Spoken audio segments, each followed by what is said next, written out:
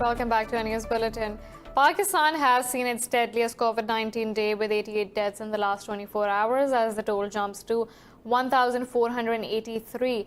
The health ministry said a record 3,039 new cases were detected overnight, taking the total to over 69,000. The ministry said 25,271 patients of coronavirus have recovered so far, while 723 remain critical. The ministry said over 547,000 tests have been conducted countrywide, with nearly 15,000 taken since yesterday. Meanwhile, the National Command and Operations Center has sought suggestions from provinces for opening more sectors. Federal Minister for Planning Asad Umar chaired a meeting in Islamabad to analyze long and short-term strategies. Pakistan has formed a new commission for the protection of minorities' rights in the country. Speaking at a press conference, Foreign Minister Shah Mahmood Qureshi said the new commission includes members from all minority groups. The commission is headed by a member of Pakistan's Hindu community. Foreign Minister Shah Mahmood Qureshi lamented the worsening situation of minority rights in neighboring India. He said recently passed anti-Muslim legislation like the CAA poses a major threat to all Indian Muslims. He also slammed Indian belligerence against its neighbors, pointing out the country is facing tensions on all its borders. Speaking on clashes between the Chinese and Indian armies in Ladakh, the foreign minister said the issue stemmed from illegal construction by New Delhi. 7 passengers have been killed and 30 others injured in a bus accident near Pakistan's city of Khanewal. Rescue officials said the bus was on its way from Lahore to Multan when it overturned near Pulrangu while saving a motorcyclist. They said critically injured patients have been shifted to Nishtar Hospital, Multan, and some to DHQ Khanewal and THQ Kabirwala. The officials said a woman and children are among the dead. Brazil has registered a record 33,274 new COVID-19 cases with 956 deaths in the past 24 hours. Meanwhile, 960 more people have died in the US as the tally crosses 103,000. Worldwide, the death count has crossed 369,000 with over 6 million infections. Further details in this report. Latin America has become the coronavirus epicenter as the death toll in the region topped 50,000 and cases neared 1 million. But Venezuela is set to lift COVID-19 related restrictions starting from Monday and allowed some businesses to reopen. Brazil, Chile, Mexico and Peru are struggling to stem the spread of the disease. In Brazil, healthcare workers from Amazon city of Manaus are venturing deep into jungle communities to test for the virus. We direct them to the doctor, he evaluates their needs and has them tested. After the test, they go back to the doctor who then prescribes medicine. Scientific advisory body to the British government has warned against lifting the lockdown, saying the test and trace system is not yet fully operational. Portugal has also given green light to the third phase of its lockdown exit, but some restrictions will remain in Lisbon due to localized outbreaks. For the country, for the north, for the center, for Altenjo, for the Algarve, for everything will happen as planned, and even the gyms. Relative to the area of Lisbon, we must delay at least between Monday and Thursday the reopening of shopping centers and citizen areas until we have evaluated the widespread testing, which will be done in the next few days. Meanwhile, in Asia, China has recorded only 2 new confirmed cases of coronavirus with no deaths. The EU has urged US President Donald Trump to reconsider his decision of ending ties with the World Health Organization amid a pandemic. In a statement, the European Union said now is the time for enhanced cooperation and common solutions. Meanwhile, Germany's health minister called the decision a disappointing setback for international health. In the US too, the head of Senate's Health Committee said it was not the time to leave the global health body. Earlier, Trump said the WHO had failed to hold China to account over coronavirus. US authorities have imposed a curfew in several major cities as civil unrest and protests against George Floyd's killing continue. Meanwhile, Minnesota Governor Tim Walz says the violent demonstrations are no longer in any way about Floyd's killing. Walz has activated the full Minnesota National Guard for the first time since World War II after 4 nights of protests. Governors of Ohio, Missouri, and other states have also mobilized National Guard units as clashes between police and protesters turned violent. Protesters across 30 cities set buildings and vehicles ablaze, while police used rubber bullets and tear gas to disperse crowds. Earlier, President Donald Trump threatened military action against demonstrators in the city of Minneapolis to restore law and order. U.S. President Donald Trump has postponed a meeting of Group of 7 nations scheduled for next month. Trump says he has not yet decided a new date for the meeting, but the summit can take place in September. Speaking to reporters, Trump said the current makeup of the group is very outdated and does not represent what's going on in the world. The U.S. president said he plans to invite Russia, Australia, South Korea, and India as well. Responding to the development, Australia said it will welcome an official invitation to the G7 meeting. In a statement, the government spokesperson said Prime Minister Scott Morrison and Washington have been in contact on the matter. Earlier, German Chancellor Angela Merkel said she would not attend the meeting because of the coronavirus. In Afghanistan, the Taliban have released another 73 Afghan soldiers as part of the peace deal signed with the United States in February. Both sides are required to release a total of 6,000 detainees under the accord. In a tweet, Taliban spokesperson Sohail Shaheen said the group has so far released 420 inmates. The spokesperson said prisoners have been released from Balkh, Kunduz, Logar, Paktia, Khost and Paktika provinces. He said the inmates were sent to their families after giving new clothes and Afghan currency equivalent to $65 as transportation fare. Last week, a 5-member delegation of the Taliban arrived in Kabul to expedite prisoners' release. Shaheen said the delegation has been sent to Kabul for verification and identification of inmates. The Taliban have denied the reports of diseases and chaos among their leaders. Earlier, US-based Foreign Policy magazine claimed the Taliban are in disarray after COVID-19 swept through the top leadership. In a tweet, spokesperson Zabiullah Mujahid said the magazine's report was totally false. Zabiullah said the leadership is not facing disease or disputes. He said Western media allegations are based on flawed information from intelligence services. In its report, the magazine said the illness of senior Taliban leaders and their absence from decision-making come at a critical time. The magazine claimed at a hint of disunity at the top and the possibility that it could spill into a violent rivalry. Somalia's military says it has killed 18 al-Shabaab militants in an operation in the southern Lower Shabelle region. Somali military infantry commander Abdi Hamid Muhammad Dirir said several others were wounded in the raid. In a broadcasted message, Dirir said the operation against the Al-Qaeda affiliates took place in Bolu Orunji and Buzli villages. He said no government soldier was killed or wounded during the operation. This comes after Somali commandos on Saturday killed at least 3 al-Shabaab militants in the town of Liku. 10 people have been killed and at least 13 others injured in a bomb blast in the Lower Shabelle region of Somalia.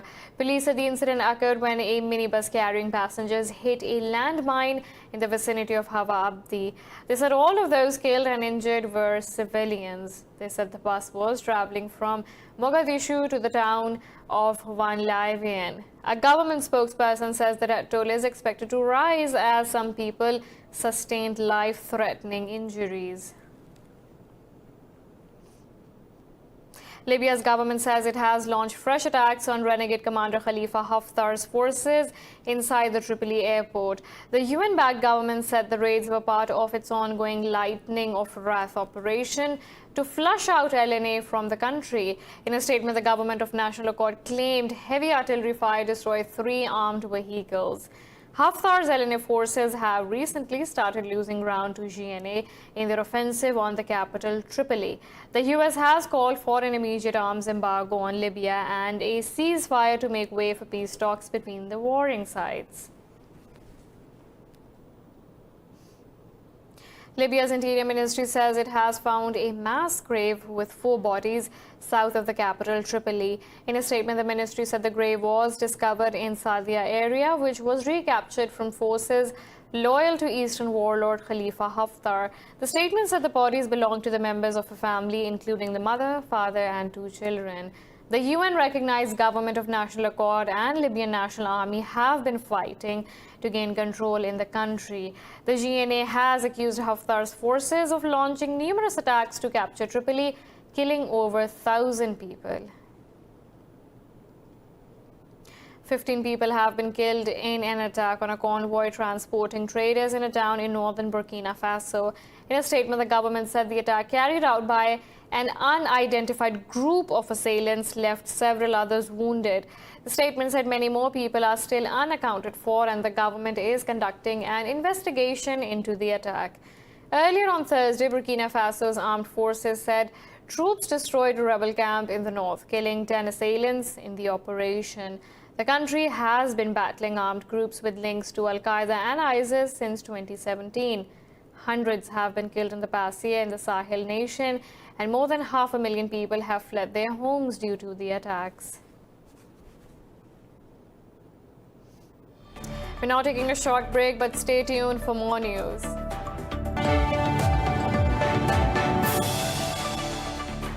Welcome back. In Palestine, the Al-Aqsa Mosque compound has been reopened to Muslims today after a 2.5-month closure due to coronavirus. Authorities have imposed some precautions as health officials warned of a potential uptick in local infections. Council of Islamic Waqf cited slow local spread of COVID-19 as the motive for lifting entry restrictions. The officials said worshippers must wear face masks and bring personal prayer rugs inside the compound. There did not appear to be a limit on the number of people allowed into the 35-acre compound. Meanwhile, Saudi Arabia announced the Prophet's Mosque in Medina will gradually open to the public from today. Mosques across the kingdom, except for those in Mecca, will open from today as part of easing of curfew. Illegal Israeli settlers have attacked the homes of Palestinian civilians in the city of Hebron in occupied West Bank. Palestinian state-run news agency reported the settlers were protected by Israeli army as they threw stones at locals. Witnesses said Jewish settlers forcefully entered markets of the old city, terrorizing storekeepers. They said around 800 hardcore Jewish settlers live in the Israeli-controlled section of Hebron, among over 20,000 Palestinians. Meanwhile, Israel forced 2 Palestinians from occupied Jerusalem to demolish their homes. The Israeli municipality ordered them to destroy their residences after they could not pay exorbitant taxes by the authorities. Work on the flight data and cockpit voice recorder from a recently crashed Pakistan International Airlines flight will begin on June 2nd. In a tweet, French air safety investigators said they had received a request from Pakistan to handle repair and data download procedures. They said a French team arrived in Karachi on May 26 and the mission on the crash site is about to be completed. The official said that Pakistani investigators will fly to France along with the French team. Earlier, Pakistan's aviation minister said the initial report of the crash will be made public on June 22nd. The PIA aircraft went down in the southern city of Karachi, killing 97 of the 99 people on board. The sufferings of millions of migrants in India continue as they face mob violence, social boycott, hunger, and exhaustion. The workers have been stranded on roads and shelters after Delhi announced a sudden COVID-19 curfew on March 24th. In a recent incident, the laborers faced protests in West Bengal as locals refused to let them into their native homes. The protest started in Paschim, Badraham, Birbhum, and Howrah districts after 9 workers returned from New Delhi. Meanwhile, health workers say COVID-19 cases spike could have been controlled had migrants been allowed to return before curfew. In a report, they said returning migrants are taking the infection to every corner of the country, mostly to rural and peri-urban areas. India says it is relaxing the world's biggest coronavirus lockdown from early June, but the restrictions will be extended in high-risk zones until June 30th. In a statement, the Home Ministry said places of worship, hotels, restaurants and shopping malls will be allowed to operate from June 8th. It said educational establishments will be opened after consultations with the state authorities. The ministry said night curfew timings will also be changed.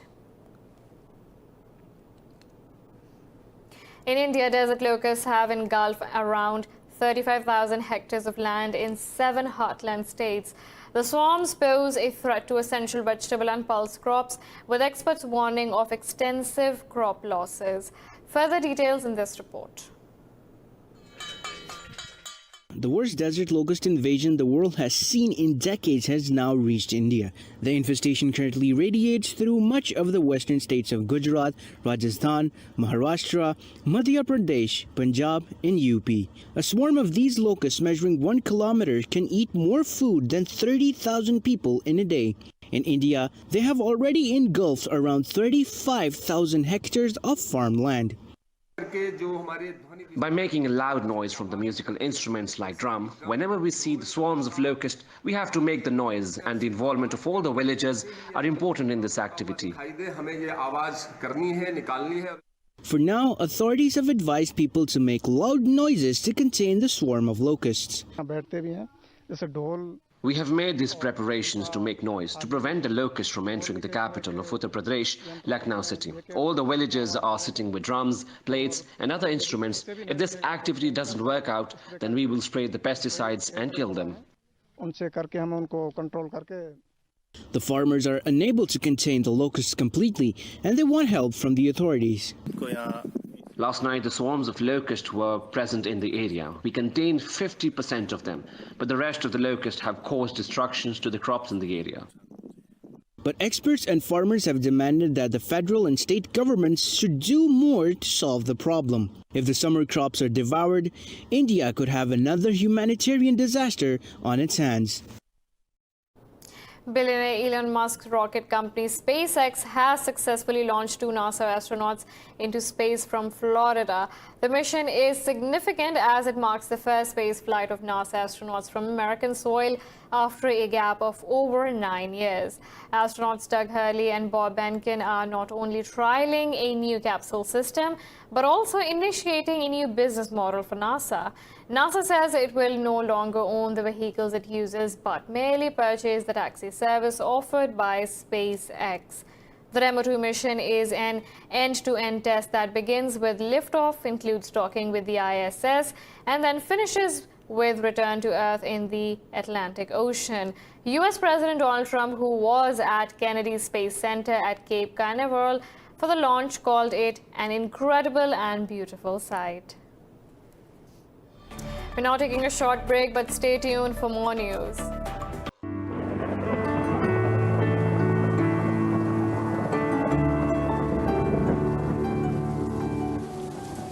Now let's look at the weather from around the globe.